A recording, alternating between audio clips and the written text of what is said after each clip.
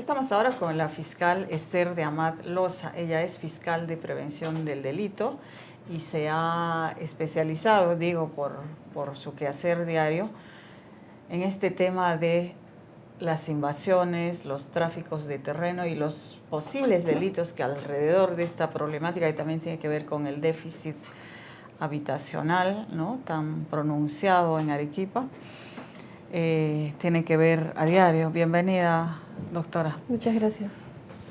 ¿Diría usted que este es el principal problema urbano? ¿Está entre los principales? ¿Qué lugar ocupa? Y si tenemos o no conciencia de ello, los ciudadanos y las autoridades. Bueno, desde lo que es el ámbito del trabajo que yo realizo a diario, el tema de la fiscalía, es el problema más importante.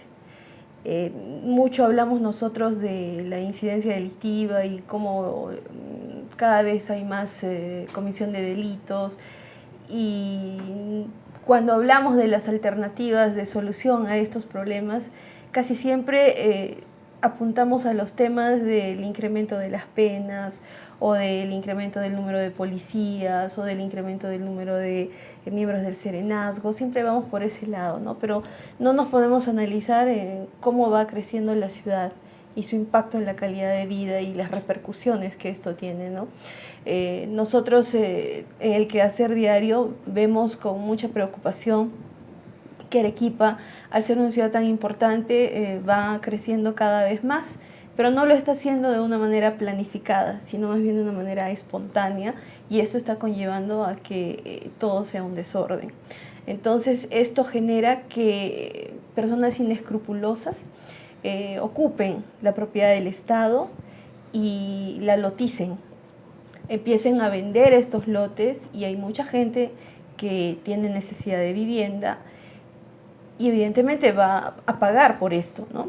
Entonces, a partir de esto, estos predios del Estado que han sido invadidos por diferentes asociaciones de vivienda generan, sobre todo los fines de semana y los días festivos, muchos conflictos que en la práctica se evidencian ya como delitos. Estoy hablando de usurpaciones, de daños, e inclusive en estos últimos años ya hemos tenido homicidios.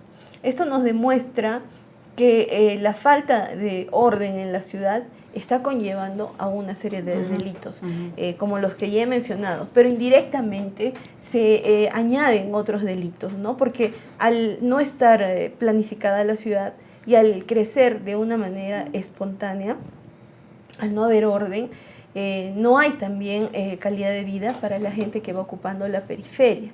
Y esto repercute también en otros delitos, ¿no? En delitos porque estas personas a veces no tienen servicios básicos como luz, por ejemplo, entonces son propensas a delitos comunes como por ejemplo los hurtos, los robos, o en el caso de las mujeres las violaciones sexuales. La poca accesibilidad al transporte público los hace vulnerables a una serie de delitos que no necesariamente son los que se ven directamente como los que mencioné primero. Claro, es decir, el daño de esta falta de planificación, de esta permisividad de las autoridades, que también tiene varias lecturas, ¿no? O sea, ¿por qué se ha permitido todo eso? Ha habido negociaciones políticas en medio, qué sé yo. O sea, causa, como lo acaba de describir, un daño mucho mayor directo del que se puede evidenciar, ¿no? Pero ¿de qué porcentaje estamos hablando? O sea, por ejemplo, ¿cada cuánto se produce una invasión? ¿Qué años se ha producido mucho más? Algunos dicen que Arequipa el 70% está constituido por invasiones desde, no sé, pues los años 70, y en general eso es lo que causa todos los problemas, desde el transporte, la contaminación, la delincuencia, entre otras cosas, ¿no? O sea, ¿cómo cuantificamos eso para que ya alguien tome conciencia? Por ejemplo, viene un proceso electoral, habría que hablar de esto, ¿no? O sea, ¿cómo los alertamos? ¿Cuáles son las cifras que se manejan? Bueno, en realidad el problema no es particular de Arequipa ni solo del Perú. Es un problema que se evidencia sobre todo en las ciudades de Latinoamérica y también en las ciudades del África, porque en el mundo la población va a preferir vivir en lugares consolidados ya como zonas urbanas y va a preferir dejar el campo por una cuestión de que todos tenemos derecho a mejorar nuestra calidad de vida y vamos a preferir ciudades donde haya mayor cantidad de servicios y oportunidades, ¿no? Y oportunidades. Evidentemente el tema va a ir creciendo, la población va a ir aumentando y tiene que ir aumentando si se aspira a que Arequipa sea en un futuro cercano a una metrópoli. Nosotros en la ciudad de Arequipa no pasamos el 1.000.000 de habitantes, cuando lo ideal para hablar de una ciudad que ya quiera ser una metrópoli es pasar esa cifra, ¿no? Entonces, creo que en principio debe haber una política de Estado, ¿no? Debe haber desde las bases de nuestra Constitución una reforma en cuanto, por ejemplo, a lo que es el derecho a la vivienda. Nosotros acá en la Constitución peruana no tenemos esto establecido como un derecho fundamental. La vivienda, el derecho a una vivienda no está reconocido en nuestro texto constitucional desde el año 93. Diferente era la Constitución de 1979, que hasta tenía 2 artículos en donde se establecía como un derecho fundamental el derecho a la vivienda.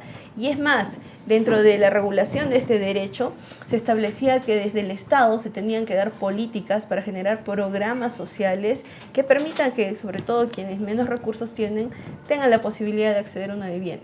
En principio, la Carta Constitucional debe restituir lo que es el derecho claro, pero a la dirá vivienda. la gente, bueno, pues ponemos mañana, y eso no quiere decir que la gente va a tener casa al día siguiente, o sea, no, pero ¿cómo se traduce esto en una política del Estado y en actos concretos? Desde que se establezca esto como una cuestión constitucional, queda comprometido el Estado para implementar políticas de vivienda que permitan el acceso a la vivienda a través de programas de vivienda y que además hayan políticas en donde la gente que tiene menos recursos pueda acceder a créditos, porque lo que tenemos hoy en día en el Perú es una suerte de mercantilización de lo que es una vivienda. Acceder a una vivienda acá en Arequipa es costosísimo, como si fuera una ciudad del primer mundo.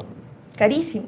Entonces a mucha gente no le queda otra circunstancia que ir. Por eso, desde el gobierno regional, por ejemplo, que tiene por encargo de la Superintendencia Nacional de Bienes Estatales el encargo de administrar estos terrenos, debería adelantarse los traficantes de terreno y ver, en coordinación con la autoridad local, en este caso la Municipalidad Provincial, que es la que por norma constitucional debe planificar la ciudad, ver qué espacios tiene, ver dónde hay la posibilidad de tener terrenos, dónde estos terrenos son seguros. Estamos hablando que Arequipa es una ciudad... Van a tener servicios. Exacto. Estamos hablando que Arequipa es una ciudad que no solamente tiene amenazas por sismos, sino también por inundaciones y por erupción. Tenemos que ver dónde hay la posibilidad de que se den esos terrenos para que sea el Estado, desde el gobierno regional, en coordinación con las autoridades locales y distritales, la que dé los terrenos y no que se adelante. Ese es un aspecto, que no hay una política de Estado, que hay una necesidad palpable de vivienda y que por algún lado tiene que solucionarse, ¿no? Pero también del otro lado, frente a esta situación, el surgimiento de personas inescrupulosas, mafias, todo un sistema, ¿no?, creado para invadir, traficar terrenos, enriquecerse y además manejar masas, ¿no?, de gente que de alguna manera se ve sometida a estos dirigentes para negociaciones políticas, que lo vemos claramente en nuestro... ¿Cómo se dan esos mecanismos y cómo se podría combatir? Considero de que aquí tiene un rol protagónico la Fiscalía contra el Crimen Organizado. Como hemos visto en otras ciudades del Perú, como Chilca, inclusive hay un alcalde que ahora está atrás de las rejas a consecuencia de haberse desbaratado toda una red criminal que tenía como propósito traficar terrenos. Y no ser el único. Evidentemente en el resto del Perú y en Arequipa mismo, este tipo de hechos que nosotros evidenciamos deberían ser investigados con la rigurosidad que el caso requiere para que puedan tener una condena. Y además las autoridades políticas, los alcaldes, deberían preocuparse por tener en sus filas para las próximas elecciones a personas que estén muy lejos de esto que empaña realmente sus funciones, ¿no? Por ejemplo, cuando nosotros vemos que hay listas en donde invasores